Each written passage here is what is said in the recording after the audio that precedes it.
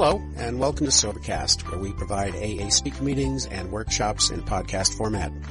We're an ad-free podcast, and if you enjoy listening, please help us be self-supporting by visiting Sobercast.com, look for the donate link, and drop $1 or $2 into our virtual basket. We hope you enjoy the podcast. Have a great day. Hi, I'm Yolanda, an alcoholic. And I want to thank the people, my friends from Hollister, for coming down. That's really special. And I want to thank Saturday Night Live for inviting me to do this speaker meeting. That's really an honor. And Saturday Night Live is my home group. Because of Saturday Night Live and the spirituality and the friendship and love I found here, I have 9.5 years today.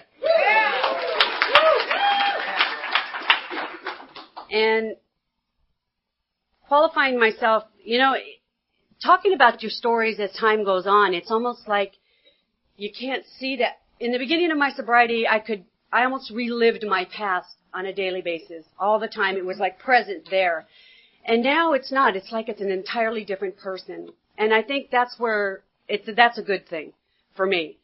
I don't want to be that person that I came in here as. And in order to do that, I have to do a few simple things. And most of those are right here. And they're in this the blue book, which is our big book, and the 12 by 12. That's not the 12 by 12. Anyway, the 12 by 12. And this is where I learned how to be the person that I am today. I didn't come here having any skills. I didn't come here because I just woke up one day and said, gee, I think I'll join AA. This, for me, was literally the last house on the block. I'd hit a bottom that only you individually can hit. Sometimes people learn from getting arrested the first time. Others learn by, something bad happening. It's the three characters that they talk about in the big book. The people that can stop because something happens in their family. They can, there's 3 types. I'm the classic alcoholic. I could not stop. I definitely needed help.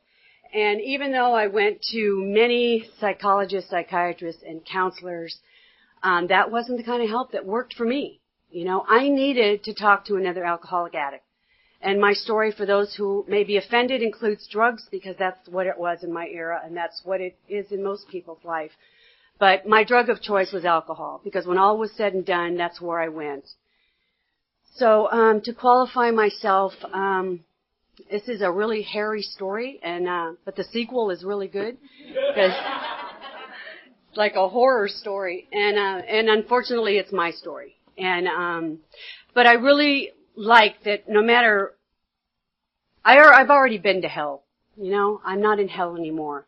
I know what it's like to have peace in my life. I know what serenity is all about. And I learned that by doing the steps and doing the inventories and doing the 8th and 9th step, which means making amends to people. And a lot of stuff was lifted for me, because what I learned as a child was to stop feeling. So what do you do with all that stuff? I stuffed a lot of things as time went on, and it took me a long time and here you hear about more shall be revealed. And that's exactly the way it was. God never gives you more than you can handle at any time, I believe.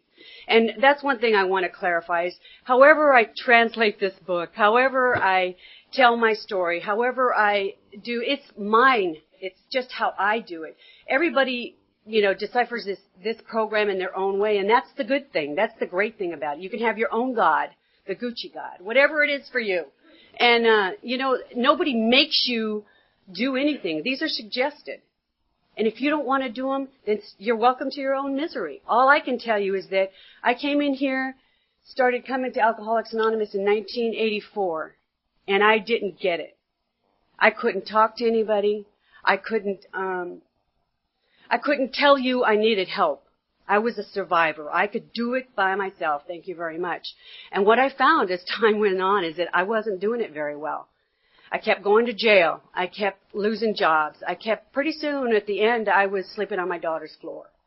That's how well I was handling myself. So there's step 1. My life was totally unmanageable. And towards the end, it was like I was just holding on to the times in between I wasn't drinking. But when I had to do what I had to do, and then all hell was, it was a disaster every time. You know, I mentioned Monday when I chaired that, you know, a lot of people talk about the good times and stuff. And, you know, my drinking didn't start off that way. It was bad all the time. And you think somewhere I would have gotten a clue that maybe this was not what I should be doing. But I really, truly believe I knew no other way. And what Alcoholics Anonymous gave me is another way. It showed me that I did have choices. And I really thought I was destined to live the same life my mother had led. I really thought that I was destined to be just miserable in my own skin forever. And when I saw other people here and I watched them before I could do anything, I watched other people get better. So then the second phase comes in, and that's when your mind tells you, but not for you. Everybody else it's going to work for, but you're going to be that exception. Because, you know, you always try to make yourself away from the regular people. I was never a part of anything. I was always a loner. I always stayed in my own stuff. And that way, I didn't get hurt.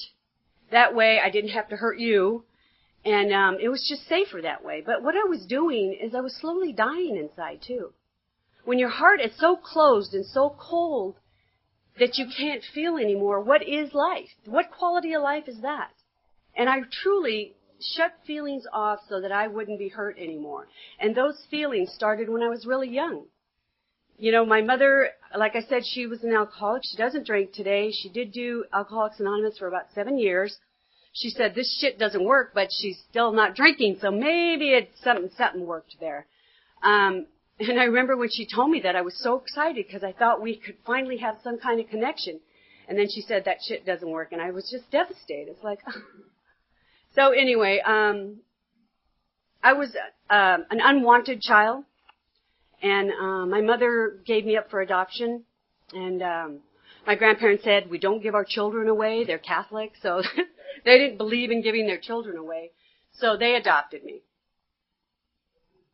And they didn't adopt me legally. What they did is they just took me over. And so I lived with them for a while, and I was young, so I don't know. All I know is what I've heard in that part. And that part was that I kept going back and forth. To my mother, to my grandparents, to my aunt, and I was just going from house to house. Finally, I settled in with my grandmother and grandfather for a while, and one day they said, we're going to take you to your mother. Well, along the way, my grandmother forgot that she told me my mother was dead. So I'm wondering, what mother? I don't, you know, who? I mean, they didn't believe in explanations to children when they were in my day, you know. Nobody told you the whole thing. You just picked your little suitcase up and we're going. So what happened is they brought me to Chicago, and that's where my mother lived. She was married, and she had a little boy.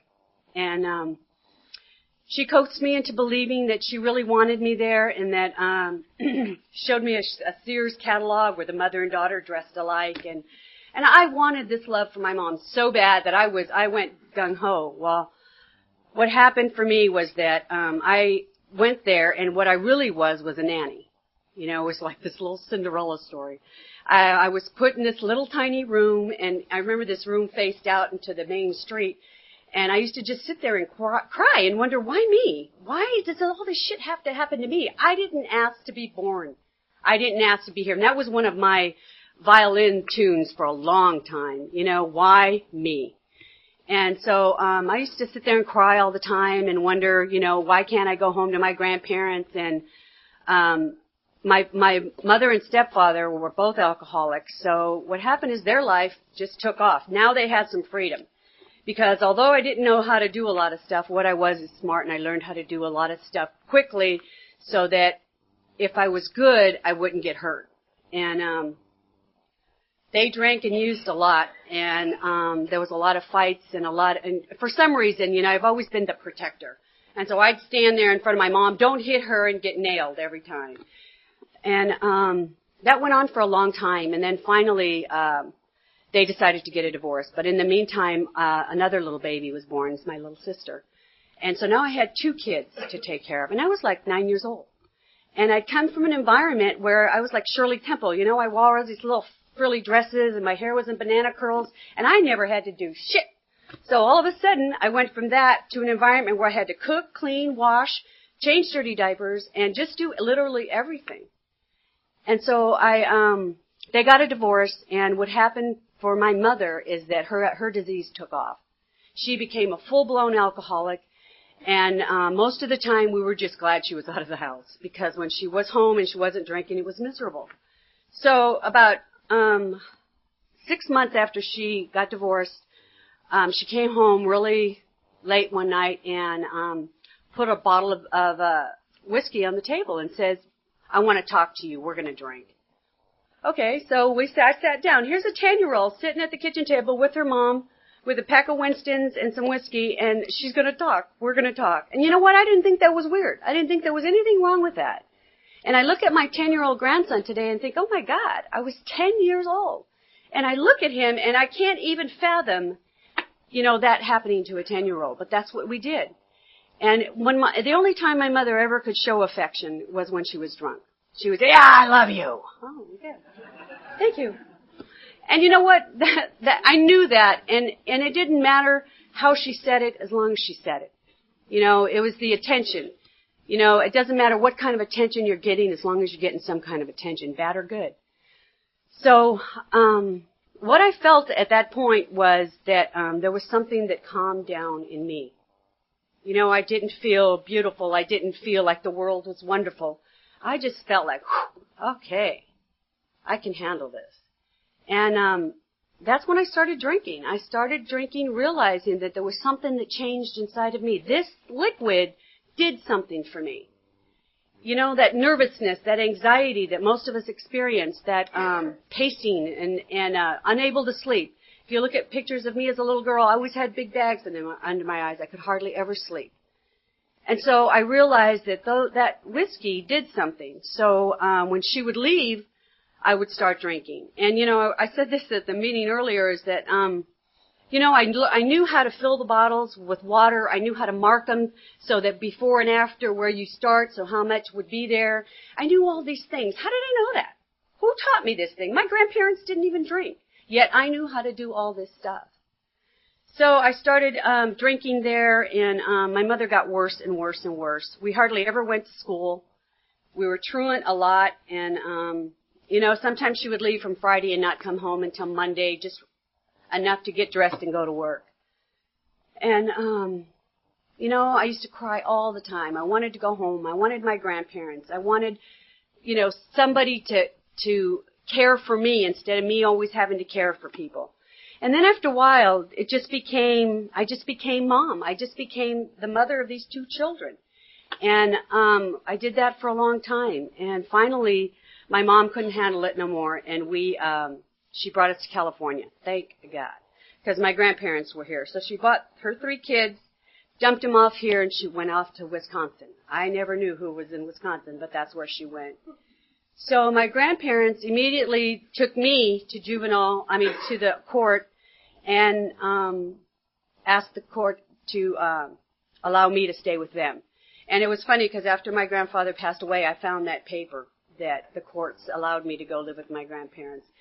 And what happened was that my mother never even showed up for the hearing. So shortly after that, my stepbrother and sister, their father came down and took them away. And that was the beginning of my shutting down these were my kids. And, 5 and 10 years old. And they were gone, just like that. Nobody asked me, nobody consulted to me, nobody explained to me anything. They just took those kids and I was alone for the first time in a long, long time. And so I went to school, started going to school here, and, the depression was really, I realized now, I never even knew what depression was. And I realize now that I went into this really, really deep depression where all I would do is stay in my room. And I had this teacher, Mrs. Burbank, that taught me about reading. So once I learned to live in this reading world, that's where I stayed. I stayed in books all the time. And I was at my grandparents' house. Now here's the opportunity for me to go a different way. I had grandparents. There was nobody home anymore. It was just me. I was spoiled rotten by them. I had literally the ability to do anything I wanted. They really trusted me, and all I wanted to do was get high. You know, it wasn't the environment. That's what I can see today. It's only in hindsight that you get to see this stuff. It wasn't the environment. I was an alcoholic, and it wouldn't have mattered where I was. I was going to drink. I was going to find those people. I was going to find that stuff. So I started going to school here. I went to Hester School, and I think I was there from the fifth and sixth grade, and that was pretty normal. Because my grandparents didn't have anything to drink, when I would go over other people's houses, I would look in their cabinets, I would do stuff like that. So I'd always find something somewhere. But I maintained it for a long time because they were very religious and very good people. And so I stayed that way for a long time. And then seventh grade came along, and I found a whole new group of people. And these were, you know, the bad kids, the hippies. And what happened for me is that I started, my disease took off. So junior high school, I started smoking and using and drinking. I remember the first time I went out with my friend Lindy, and we were supposed to go to this dance and then come home. Well, I didn't want Lindy to get drunk, so I'm the one that got drunk. And I remember my grandmother dragging me in the house, saying, "You're drunk." And I'm saying, "No, I'm not." And, you know, I'm just a wreck. And so what happened, my grandparents grounded me for a year, you know. And I couldn't go anywhere without my aunt. Well, my aunt wasn't anything like me. And so just to get out of the house, she would go to Mexican dances and stuff. So I would go just to go. And pretty soon, if I pouted long enough and hard enough, I knew my grandfather would give in. So he gave in, and I started running and using, and I got tattoos, and I pierced people's ears, and we were selling and panhandling and just stuff that every normal kid does, right? Every normal alcoholic kid. Junior high school wasn't too bad. I could still maintain, and I got in that one scrape, and then by it was the ninth grade, the summer of the eighth grade, I met David. I met him at the bowling alley, and that's where Fiesta Lanes, where we all hung out. And we used to like sharpen pencils and clean scorecards to play pool.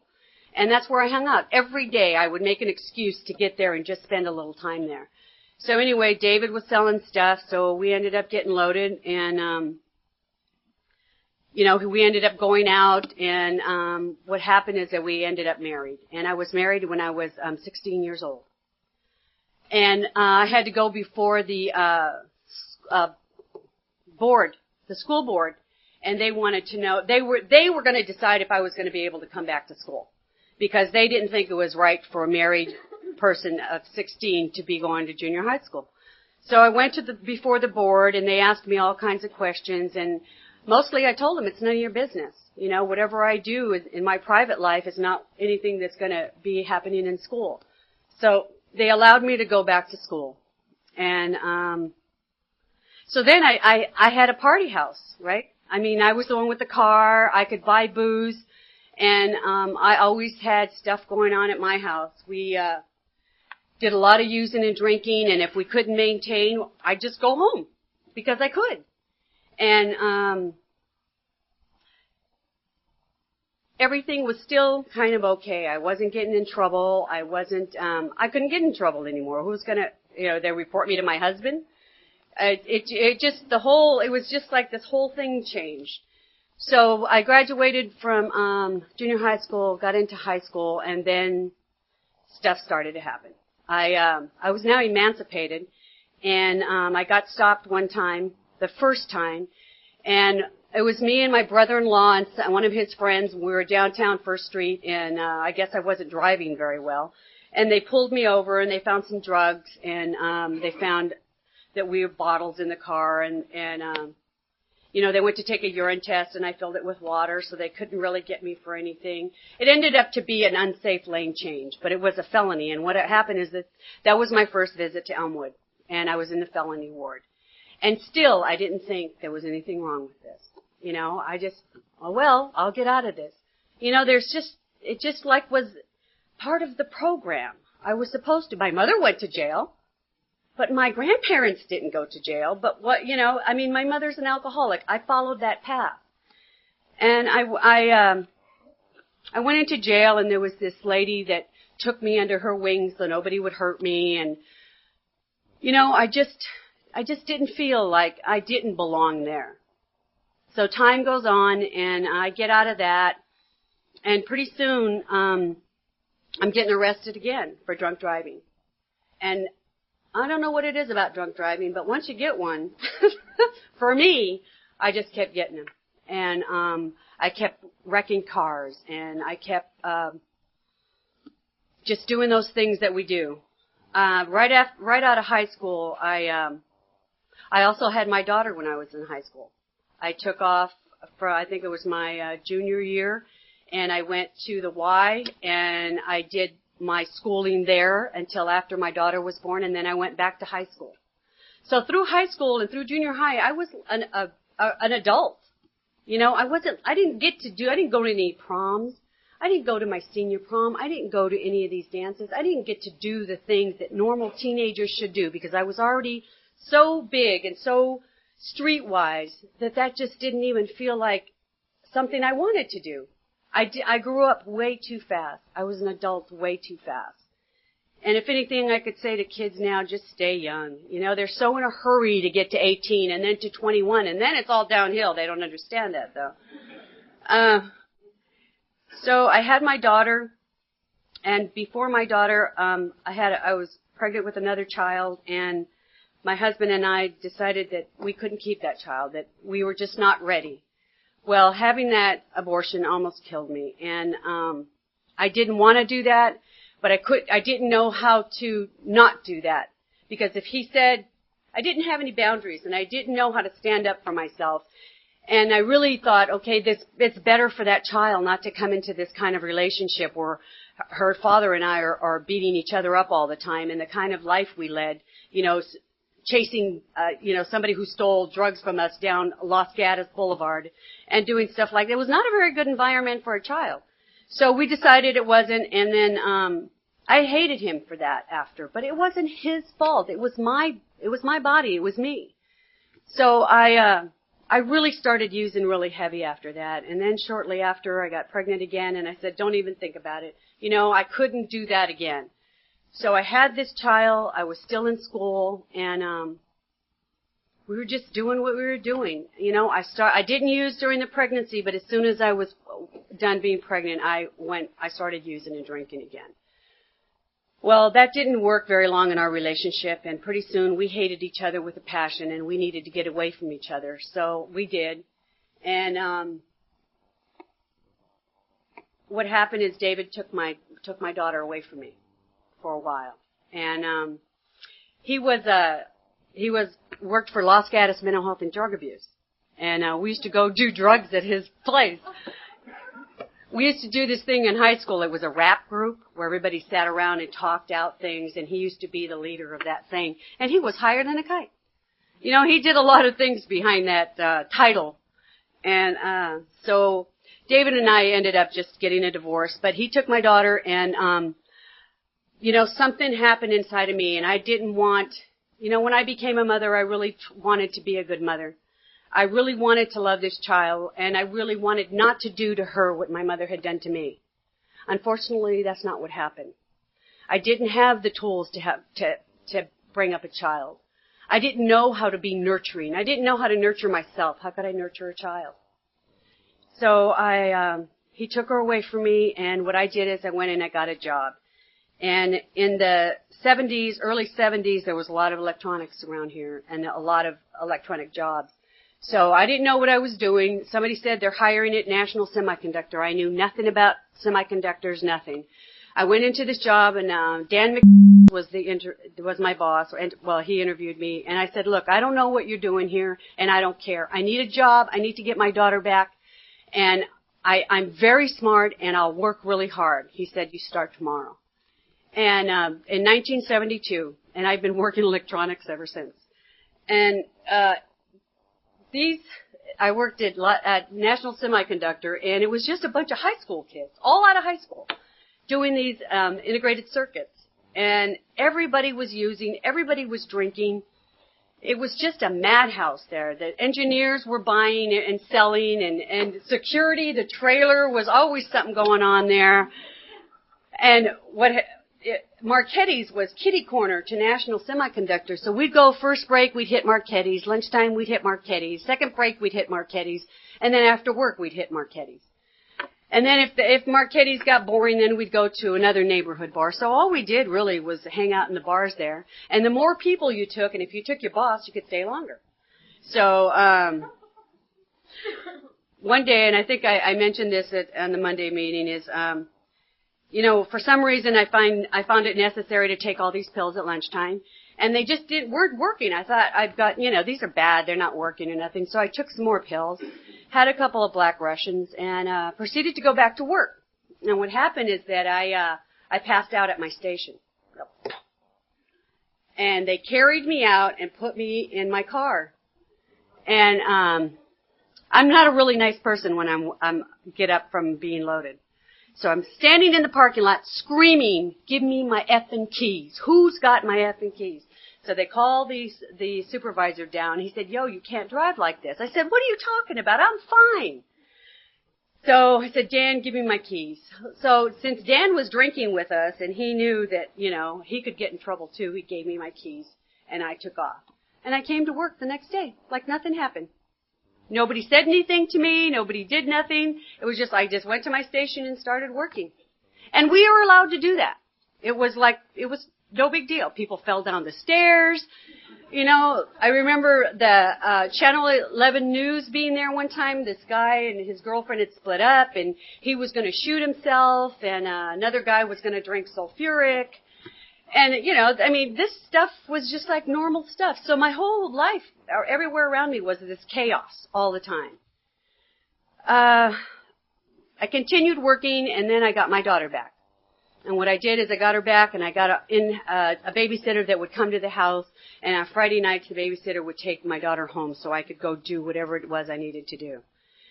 So once I learned how to have money and how to take care of myself, things became a lot easier. Then I was in charge. Then I was in control. And for alcoholics, you know what that means. I'm in control of everything. And my daughter's getting bigger. She's getting more aware of what's going on, and I'm trying to hide things more. I started getting arrested a lot more, and it wasn't good. I worked for a while. You can just see the progression of my disease. My first job was like 6 years. My second job was 5 years, and then it's 1 and 2, 1 and 2, 1 and 2. I'd get pissed off, say, F you, I'm out of here, walk across the street and get another job. You could do that then. You can't do that today. It takes you months to get a job. But in the process, getting arrested, and then I started getting little slips. And in 1984, I came to Alcoholics Anonymous in Sunnyvale for the first time on my own. And I really, really wanted to change things. I was so sick and tired of being sick and tired. I was tired of the arrests. I was tired of the drunks. I was tired of everything, of being sick all the time. I remember being sick and then trying to get all the poison out of my body and going running and being dizzy and, just this vicious cycle of trying to get well and then drinking and trying to get well again and being so sick that I couldn't get out of bed or couldn't get off the couch. It was just a vicious cycle, and I still didn't get it, that there was something wrong with me, that this disease was killing me, that there was a way out. In 84, I hit Alcoholics Anonymous. I'd heard about it from my mom, and I don't know what central office. I remember hearing from somewhere that you could call central office. So I went to Sunnyvale, and the women were all there. I mean, they gave me phone numbers. I still have the same book from that time, first time I went there, and there's phone numbers in there. And I was just so proud that I couldn't ask for help. And not being able to ask for help kept me out there a lot longer. What I suggest to newcomers today, and what I always suggest to my sponsees, is take your pride and ego and stick it in a closet for a year. Give this program a full year. Work it like it should be worked. And if you're still not happy by the end of the year, your misery is still there. Take your pride and ego back. But for me, I know that my ego kept me out a lot longer because I couldn't ask for help. I couldn't ask you to help me. I couldn't say, I need you.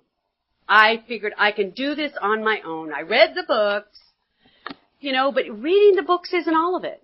It's a combination. There's a recipe here. It's the book, The Power of the People.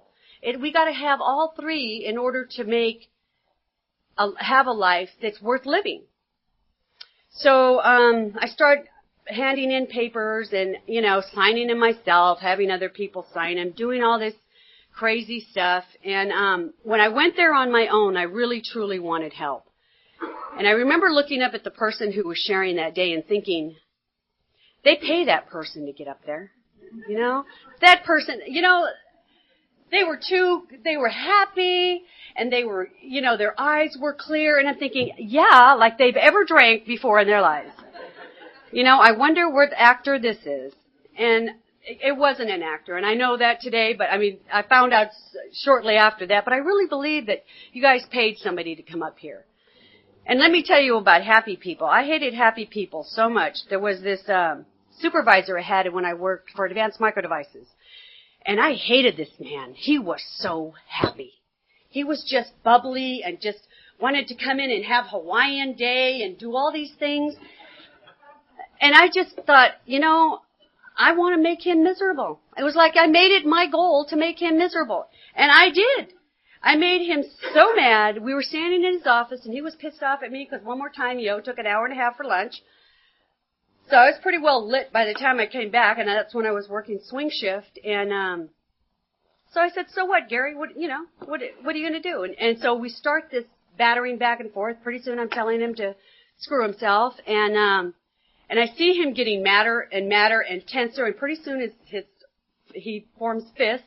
And I said, "Come on, let's do it." I wanted him to throw that punch so he could get fired and get the hell out of it. Because I wasn't going to throw it, but I know if he did, whoever hits first is the one that gets fired. So I stirred all that up so that he would be miserable. That's horrible. Because he was so happy and I couldn't stand it. I couldn't stand that he was happy. And you know what? I started working for VLSI in 97 or 6, whatever. And Gary was there. And I didn't get an interview. They hired me without an interview, without anything. And so I asked the manager later, I said, "How did I get in here without an interview?" He said Gary had told them that, Yolanda taught him everything he knew in electronics. And this is a man that I was standing toe-to-toe with, wanting him to hit me. And later on, the phone rang in the fab area, and I answered it, and it was Gary. And I said, "Gary, I just want to tell you that, I made amends to him." And he said, "Yolanda, I don't know what you're doing, but I really like the way you carry yourself today." Those are God things. I got the opportunity to make amends to him, and I took it. And, no, he didn't go around telling everybody what happened. He was truly a nice guy. And I could appreciate him after. And it was really funny that shortly, about 4 months after that, he came up and asked me, he says, "I know you don't drink anymore, and I want to know how you do that." Gary was an alcoholic, but he was trying to find the program. So it was truly a miracle that this whole thing came around. But I'll tell you, he could have stopped me in my tracks right there by telling them what I'd done, and he never did. So that was how I felt about happy people. I just really didn't like him, and I wanted him out of my way. And so, if you're a newcomer and you don't like all these people that are smiling and wandering around, I understand. I really do. Because I didn't like him either. But you know what? It's not that you can't have that too. I worked at it. And some people don't have to work as hard as others. Some people just get it. And I used to hate them too. I had to work harder. This is one of my own little beliefs, is that, I believe sometimes the longer you drink, the harder it is to just let that shit go. So it really took me some work. And there were times in the beginning where all I could do was sit on my bed because I was afraid to go out the door. Because I was afraid that my car would go to that bar. I was afraid that, I would just casually walk up to 7-Eleven where they have booze. I really knew in the beginning I had all this fear. And the fear was of going back to the life that I had before. I really didn't want to do that. So I started going to AA, and I just couldn't get it. And what I know today is that I wasn't ready. I had to drink every drink. I had to drop every pill. I had to go to every jail I ever had to go to. I had to do all those things in order to get here, in order to be who I am today. There was just no shortcuts, and there isn't. If you're here and you need to go drink, go drink. When you're done, you'll know. When I came here on July 26, 1992, to a woman's meeting at 3 o'clock, I knew I was done because I could hear what that woman up there was saying. And I had never been able to do that before. It was like, when you read the big book and you're reading between the lines and nothing makes any sense to you. This time, people started to make sense. I started to realize that they were like me, that they felt what I felt inside. And I had never experienced that before. I thought I was always different. I thought that they were always better. I had no self-esteem. I had no skills. The skills to talk were nil, believe me. The entire vocabulary consisted of, hey, what's up? That was all I could say. Because I was so afraid of you. And when I came in that last time, after all the alcohol programs, after all the DUIs, after all, I could finally hear. And what I did different then is I started to participate in my sobriety. I joined the little things that they have in all the meetings. Every meeting has their own picnics. They have their own business meetings. They have their own secretaries. They have their own stuff. And what I started to do is participate in that. They told me to get a sponsor. I got a sponsor. They told me I had to work with that sponsor. I worked with that sponsor. I did the steps. And my life started to change. It started to change dramatically. And it was 2 months after I got here that my daughter called me and asked me to take her to a meeting. And I was just, I had to play it off, of course, because I just can't. I said, yeah, well, I guess I can pick you up. And I'm all, yes! Because, I wanted her here, but what I knew was that if I told her to come here, like any parent, don't be telling your kids to come here. Be an example.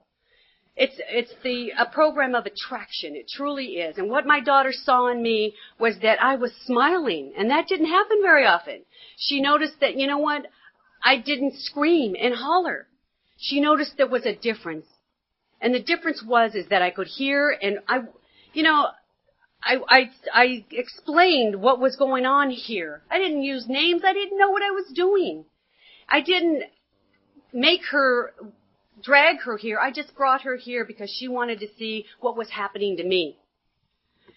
So she came here and she did her own thing for a long time. And there was nothing I could do and that's when Al-Anon was very useful. Because I had to let go. I sponsored my daughter for a while, and that was not good. That was really not good. It was okay up until step 4 and 5, and then it was kind of, I don't want to hear my story. So, I sponsored her for a while, and my daughter just had to make her own way here. I couldn't do it for her.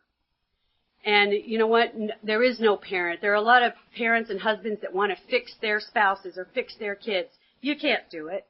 They need to find their own way. All you can do is be an example. And if you're here and you're working and you're doing what you're supposed to be doing, they will see that. And they might not see it right away, but they'll always know that they have a place to go. So, my daughter and I were living together when we started this journey here in Campbell, and we both used to go to El Paseo, and it was wonderful.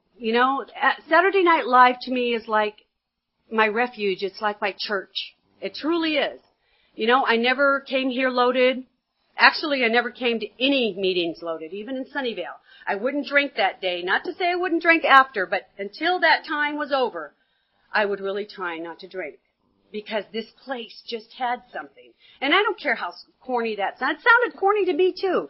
I used to hear everybody at that time say everything was awesome. Oh, I was sick of awesome, I'll tell you. And all these little sayings that they have, think, and live and let live, and all these things, I didn't understand what they were talking about. And it wasn't until I read the big book, and I started going to meetings, and I started hanging around with the women. And I started sponsoring people that I really started to understand what this program was about. You know, we can sit here in this room and we can all be hella spiritual, you know, but it's out there. It's out there when somebody cuts you off. It's out there when you're pissed off at your old lady or your old man. It's out there when, you know, somebody, the clerk isn't fast enough. That's where we're supposed to use this stuff. You know, it's not for society to learn how to live with the alcoholic. It's for the alcoholic to learn how to live in society. And that means to practice these principles in all your affairs. And that hasn't been easy. I mean, I work for the woman from hell. You know, I've done these steps on my boss. Because I'm not very good at taking direction from other people. And I finally realized that Sandra represents something about my mom in me, you know, with me. So there was this clash, and we kept clashing and clashing. And then I found out that Sandra's youngest daughter is an alcoholic. And guess who sponsored Sandra for a while?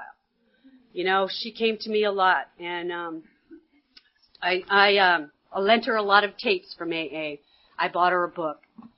And although she just wanted to try to understand the alcoholic, she picked up some of the principles here. And I hear her using some of our little sayings, because I use them all the time. And that's a direct result of me knowing this program, of me working in these books, of me working with others. Knowing that, you know what, now it wasn't that I had anything over Sandra because, you know, I knew about her daughter. It was that she needed something. And I was the alcoholic, and I was carrying that message, even if it wasn't to another alcoholic. Sandra's taken her daughter to meetings. You know, there's a lot of stuff. There's a lot of people that I know from the fellowship that are at my work. You know, and it's really wonderful, because if stuff goes down, I can go into their office, or we can walk around the building and talk. You know, I learned that I don't share my stuff with normies, because I really don't give a shit. And people don't understand the way we vent. They just don't. You know, when I'm venting and I'm trying to unload whatever's inside of me, what happens is that I truly am feeling those feelings as if it's just happened. I'm just as angry, and I'm just venting. And what I'm venting is trying to get it out, because I believe that by sharing it, you take the power out of it. If you can get it out, if you can share it with another human being, then you take that power out of it, and pretty soon it's like, wow, that's not such a big deal. So I picked up a lot of little tricks along the way. I remember listening to this guy, and this was something I used for a long time, and it may sound weird, and oh well, it's my story. I remember hearing this guy say that he used to, he had an international committee just like mine. I used to have this committee that was in my head all the time, that was just there, constantly pulling me in different directions. And he told me that what he used to do is he used to pull over on the freeway, open the door, and tell them all to get the hell out. I said, okay, I could do that. Because I'm a visual kind of person. I really need that, okay, opening the... And I used to do that. When things were to go open my front door, tell them all to get out. Just get out. I don't want anybody here today. You know, I did a lot of little weird things. They told me that I had to learn to love myself here. What the hell did that mean? I didn't know I needed to love myself. I didn't know how to love myself. I took care of myself. I took a bath. I took a shower. You know, I combed my hair. Well, I tried. You know, I did the things I thought I was supposed to do. But the nurturing that you give yourself, I had no clue. I had no clue how to love me. So my sponsor told me, do affirmations. Put a little sticky on your mirror and say, I love you, yo. And I would say, I love you, yo, I love you, yo. I could not look in the mirror. For the longest time, I couldn't look in the mirror and say, I love you, yo. And time went on, and I started sponsoring women, and I learned how to nurture a woman, how to be there for her. I learned how to be a friend. I learned how to be a mother. I learned how to be a grandmother. And I learned these things here by watching other people. I am who I am today because you guys told me that I can take pieces from each and every one of you and incorporate it and be one. And I did that. I took this from her and this from him and all the parts I liked, and I got to be me. I built me. And when I built the person I wanted, I could look in the mirror and say, I love you. And you guys were still here through all that stuff. I remember my sponsors throwing me birthday parties and just going, oh my God, you know, the balloons and, you know, just hugs and stuff, and it just felt all wrong. And I was able to give it, but I wasn't able to receive it. And I kept just sitting there. Sometimes I would just have to sit on my hands just to get through this kind of stuff. And because I couldn't open my heart, because I kept believing that, if I open my heart to people, I'm going to get hurt. They're going to screw me some way. And I had to let all that shit go, because it doesn't matter.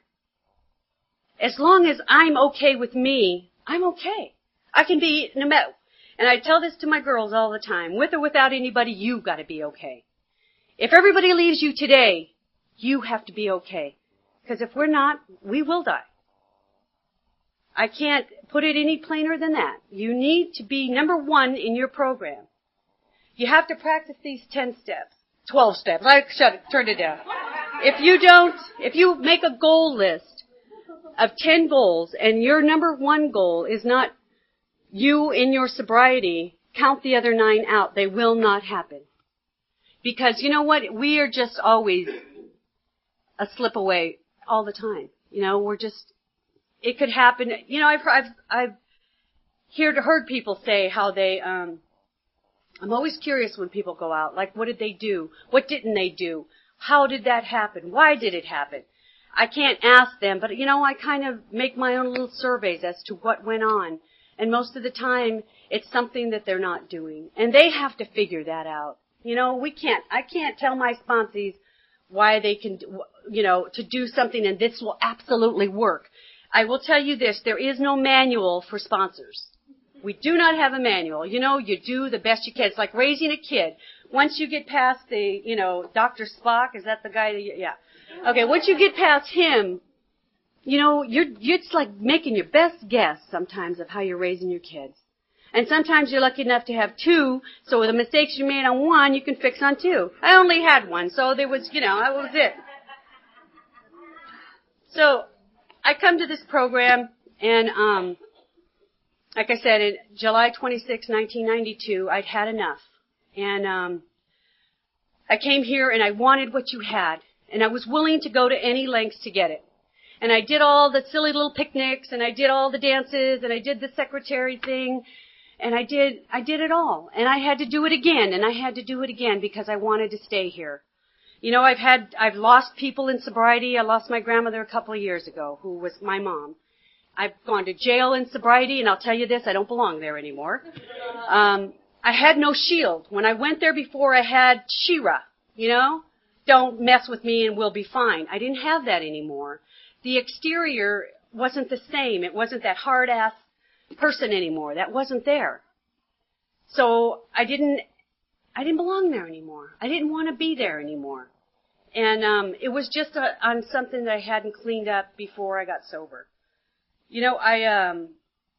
I just started to live a spiritual life. And I started to learn what meditation was and finding a God of my understanding. I was raised a Catholic, and, I had to make my own God. I didn't want God to be a man. I'd had enough problems with men. I wanted my own God. And so what I did is I chose whoever or whatever spirit brings the sun up and brings it down and brings the tide in. That's enough. That's a power greater than me, because I can't do it. I can't do that stuff. So I started getting into the spiritual part of the program.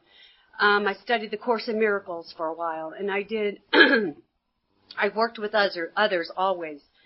And my life started to get better, and, I started dating, and, we have this radar, this stamp that says, I'm stupid. And at first I picked the same type of men that were out there. That's all I knew. And, that wasn't working. I recognized very quickly that I didn't want that kind of person in my life today. So I stayed on my own for a long time, and then I met a very wonderful man, and we're married today, and we have a great relationship. And, he's helped me through a lot. He helps me when I don't want to go to school anymore. And, in a year and a half, I'll have completed a dual degree at University of Phoenix. And that's, those are my goals. Those are my dreams, to have a good relationship, to have this degree, to just have peace inside. And you know what? This is not always peaceful. I'm human. And I don't always practice the principles. I practice them to the best of my ability on any given day. And it's better when I'm in the program. It's better when I'm working it. It's better when I'm here. When I can come here and tell you what's wrong with me. When I can come here and tell you, I'm all fucked up. And I need your help. And I need you to be here. You know, anytime my life's messed up, I run to Live. I live in San Martin. I go to meetings in Hollister. I go to meetings on the east side. But this is my home. You know, I can always come here and count on people to be there, to understand. You know, and it's not that people don't understand wherever, but I've always just felt some connection here. And it's a very special place for me. Today, you know what? I really don't want for anything anymore. It's like I don't need this or that. I realized a long time ago that it wasn't about the material things in my life. Material things come and go. Jobs come and go. It's about what's inside of me and what I'm willing to give and how I'm willing to open my heart to others. That's what really counts. That's what makes me who I am, my heart. You know, the other stuff are just material things. They don't, you know, I thought, okay, so I'll get a house. That'll make me feel better. No, well, that wasn't it either. Okay, well, I'll get a motorcycle. That'll make me feel, well, that made me feel pretty good, but, you know, the fixes are never gonna stay. They're never gonna be what you want them to be if you're not growing. And I don't grow unless I'm here, as long as I'm teachable, then I'm willing to grow, and then I'm willing to expand my spirituality. You know,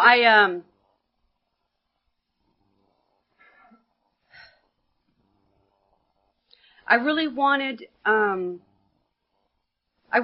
a lot of things in my life, and I know today that I've received them all, and that's a direct result of working in Alcoholics Anonymous. That's a direct result of being what they told me to do in the beginning of this program, is willing to go to any length. Willing to go to any length. You know, and my first sponsor was really good at showing me the way in this program. She is very active in this program. And I admired her for that. And I wanted to be that kind of sponsor. And I wanted to show what I do as I go through each step individually. We read each step together. That's a pain in the ass. But you know what? I want to give them that. I want to give people what I have been so freely given. I want them to understand that they don't have to live in misery, that you don't have to feel like life is not worth living anymore. Because if life is so bad in here, then what's the difference from outside? You got to be here. You got to do something different. You can't come here. You can come here, but coming here and just doing the same old shit is not going to get you anything but the same old shit. And we don't get that in the beginning. You know, like it was read, you know, we just feel like we can take an easier, softer way. The easier, softer way is AA. It really is. And it's not, and you won't know that until you're ready to know that. And then you get here and after a while you think, I'm recovered. I'm cured. So we rest on our laurels for a while, and what happens is that we get slapped into reality real fast because it's only a daily reprieve.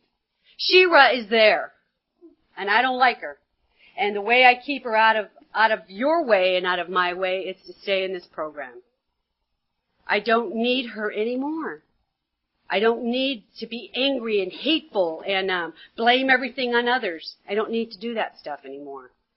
You know, I have a wonderful relationship with my mother today.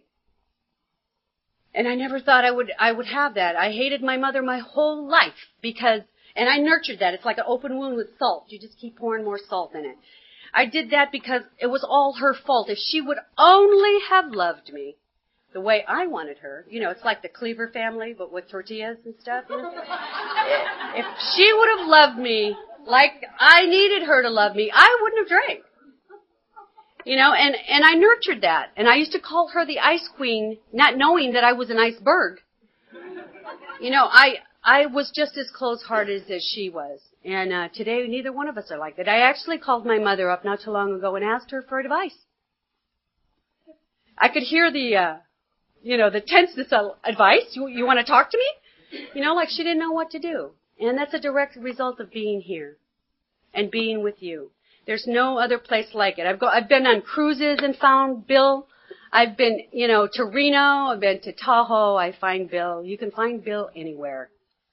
And all the meetings and all the people, it's just a wonderful thing. So if I can leave you with anything, it's the book, The Power in the People. It's a recipe that works. You need all three to stay complete and whole. And the alcoholic is always there. It's always going to be there. It's just what you do in the meantime not to drink and not to use. Thank you.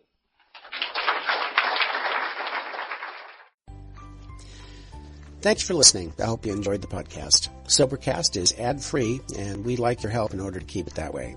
So if you'd like to help us be self-supporting by pledging $1 or $2 a month, visit Sobercast.com and look for the donate links. Thank you very much.